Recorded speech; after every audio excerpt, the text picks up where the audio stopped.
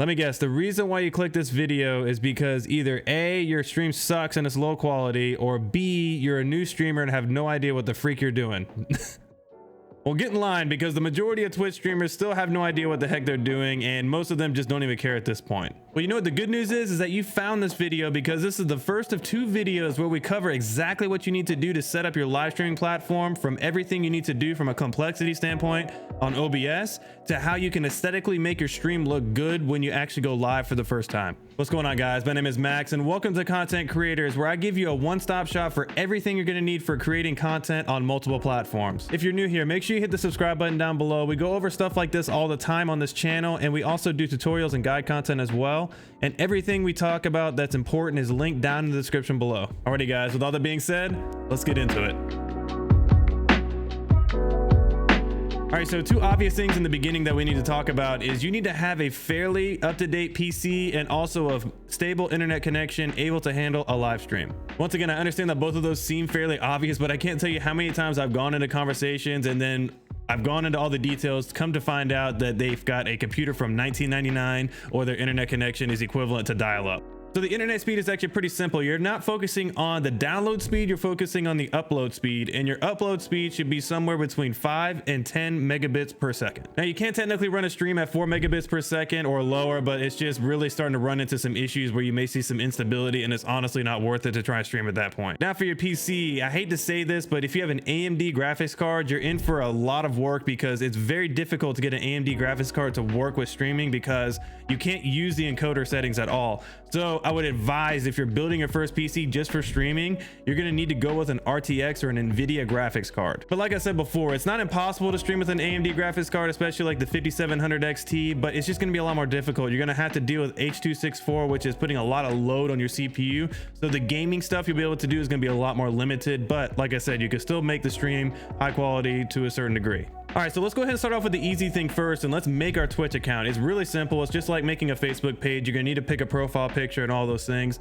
In the second video to this, the sister video, we're gonna be talking about all the design stuff you can do for it, and I'm gonna show you where you can get design stuff and how you can make them yourself. So just for now, if you have some stuff you want to do for your banners and offline page and all those things, go ahead and input it. But the main things I really want you to create right this moment is your username and your profile picture, and just get everything set up. All right, so now that you got your Twitch page figured out, we're going to start with a little bit more complicated stuff, and we're going to start picking our streaming software. So believe it or not, there's actually a lot of different streaming software you can use out there. And for this video series, we're going to be focusing on OBS. So we're going to go through the 3 different options for OBS. We're going to go through Stream Elements, Streamlabs OBS, and then OBS Studios. Now, Stream Elements is an option, and I actually technically use this one, but Stream Elements and OBS Studios are literally the exact same thing, just with a few different options you can use on Stream Elements. The biggest benefit with OBS Studios is the fact that it's open source software, so you can do whatever you'd like with plugins. So plugins basically are things that you can add into OBS to make it a little bit better, such as move transition, for example, to make your scene switching a little bit smoother and have a better effect to it. You can actually do things such as add instant replays or custom channel point rewards, which we'll go over in another video, because both of those are really cool things that I added to my stream. But at the end of the day, OBS Studios gives you full customization on what you can do with your stream. One last benefit is that OBS Studios does get updates a lot quicker than Streamlabs. The biggest negative with OBS Studios is the fact that it's not very beginner user friendly, in my opinion. You have to really put in a little bit more work, such as research and getting overlays and alerts and all those things yourselves from either websites like own.tv or Nerd or Die. It's just a little bit more complicated. You don't really know these things. You don't know what you're doing. So honestly, that's why Streamlabs is a little bit more appealing to a lot of new streamers, because it's more self-guided. You get a lot more support on there. So that leads us nicely into Streamlabs OBS. Like I said a second ago, is that it's way more user-friendly, especially for beginning streamers. The best thing about Streamlabs OBS is the fact that they have a whole built-in extension onto your Streamlabs OBS, and you can go in there and you can get free overlays, or you can get paid overlays depending on what you want, that are either static or animated. They also come with alerts and just different things like that, but overall the support on Streamlabs OBS is significantly better than OBS Studios. So the biggest negative with Streamlabs, and the reason why I don't use it, is because it's not open source software. Basically, you're limited to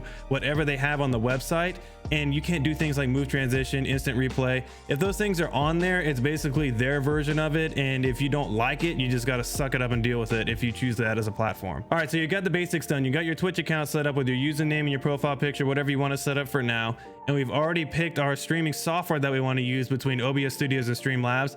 Now let's talk about the right settings and what exactly they do. The one thing that frustrates me more than anything in watching some OBS tutorial videos is the fact that they don't really go into depth about what each of the settings actually do. So what we're going to do is we're going to go through each of the settings that I think are important, and then we're going to go through and explain exactly what each one of them do. What you're seeing on screen right now is how to add your stats box into your OBS, so that way you can keep up with all the statistics for your stream. After you get everything set up with the stats box, it's pretty straightforward from here. The first couple things you should notice is the CPU usage and the FPS. So the key thing to understand with the CPU usage box is the fact that that's not talking about your overall PC CPU usage, that's talking about just your stream. So if your CPU usage is higher for your stream right there, then that's going to be affecting your gameplay overall, because obviously your games are using CPU as well. The next one is pretty straightforward. You want to make sure that your FPS is pretty much locked at 60 FPS, because that's the maximum you can go for a stream right now on Twitch. The three critical ones that we care about the most from this are the frames missed due to rendering,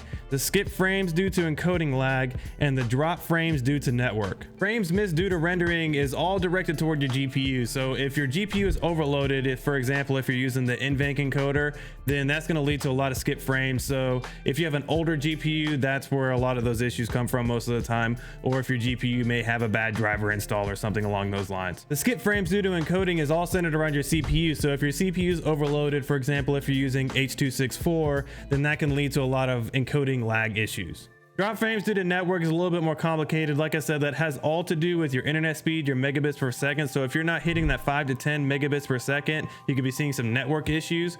Or the biggest culprit is the fact that your bit rate is messed up, is too high. So keeping your bit rate somewhere between 5 to 7,000 is a sweet spot. Typically you can probably push about 6 to 7,000 with most networks these days. All right, so now that we got our stat box all covered and you understand exactly what you're looking at, let's go ahead and go into our settings and go into the output part of your settings. The one thing I wanted to say up front here before we go into this is I'm not going to be able to look at the isnt part yet. I'm actually getting an NVIDIA GPU here very soon, and as soon as I get one, I'm going to do a second follow-up video to this to cover the isnt side of it. But for now, what we're going to do is we're going to dive into the H.264 settings if you're in the same boat as me with having to run that. So I know I mentioned it a couple times at this point, but you've got two options. You've got X264 and isnt, and basically both of those are what you're going to be using to project what you're putting in OBS to Twitch. So just to break it down, X264 is using your CPU to encode your whole stream. So it's really resource intensive on your CPU, especially if you're playing games, because if your game is trying to use some of your CPU, it's being hogged a lot by OBS. That's why isnt is so popular, because what NVIDIA has done is they've created a separate chip on your graphics card that allows you to be able to use that to help your CPU encode your stream, so that way your CPU is not working so hard. So it really creates a higher level of image a lot of times, because if your CPU is working less and you're using a chip built on your graphics cards that's not affecting your performance, it leads to just a lot of better results. So just in a nutshell, that's why I always recommend people go with RTX 20 series or higher cards, because you're going to be getting a lot better options for content creation. Even if you don't do it now, you may want to do it in the future. So rate of control has many different options, but the one we're going to be focusing on is constant bitrate control, because that's going to give you the most stable stream without any hiccups. Basically, the main reason why you want to use this is because, especially if you use an X264, you're able to tell your CPU to be able to keep the bitrate as stable as possible without fluctuating too much, and that way you're not leading to a bunch of stability issues. So in my opinion, one of the most overhyped ones is the bitrate option. Most people freak out about their bitrate because they think the fact that their stream is having some stability issues that it's the bitrate. Most times it's not. It's usually your hardware. But just to talk about it, bitrate, like I said, you really don't want to exceed more than 7,000, and you don't really want to go much lower than 5,000. The reason why that range is so important is because Twitch does not allow you to really go much more past 7,000 without crashing your stream, and also going below 5,000 is really going to lead to a really low quality stream. So the main thing here is just to keep messing with the numbers, going live and seeing where your stream is the most stable at the highest bit rate you can go, and then just stick with that, because that's going to give you the best image that you can produce while also keeping you in the guidelines with Twitch. Keyframes, I'm not going to get into it. Just keep it at 0. It's a lot less complicated. If you want to go and look at some more complicated things about keyframes, because you can go in depth with it, go do it. But honestly, 0 is auto, and just keep it at that because it keeps it simple. So now time for the most popular setting with X264, and that's CPU usage. It's the one setting that can single-handedly make your stream look amazing or completely crash and burn your stream in 30 seconds.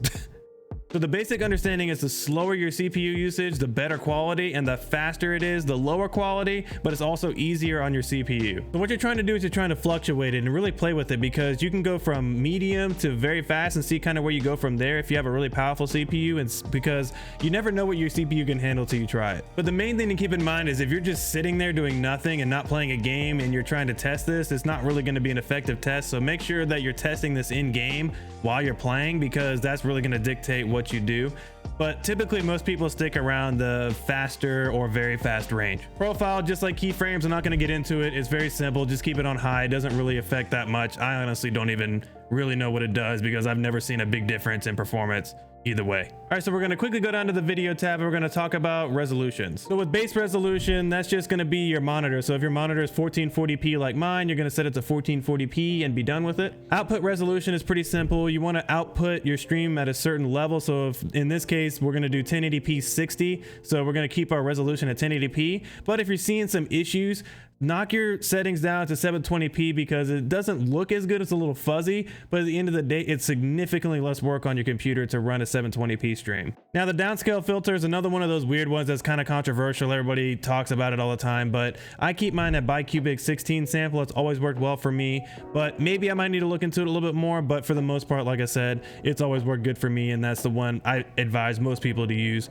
just because it's the easiest. The one thing with streaming that's never going to change is you're going to want to try and lock in that 60 FPS. So you're going to do either 1080 60 or 720 60. So that should never change.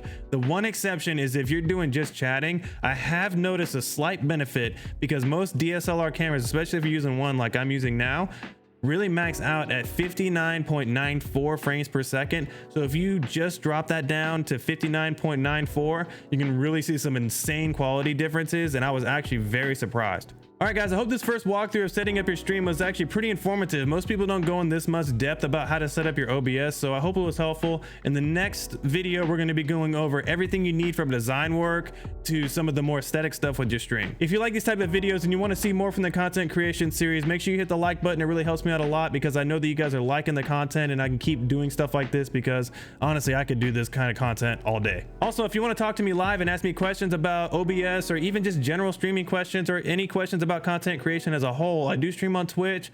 All my links are down below in the description. If you want to find my schedule for Twitch, that's on Twitter and Discord as well.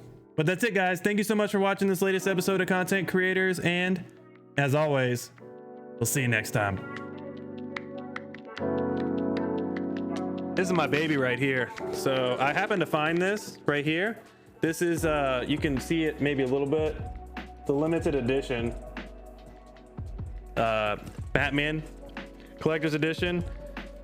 It's freaking it fell off. I was mad because it fell off my shelf the other day and broke. I was really upset.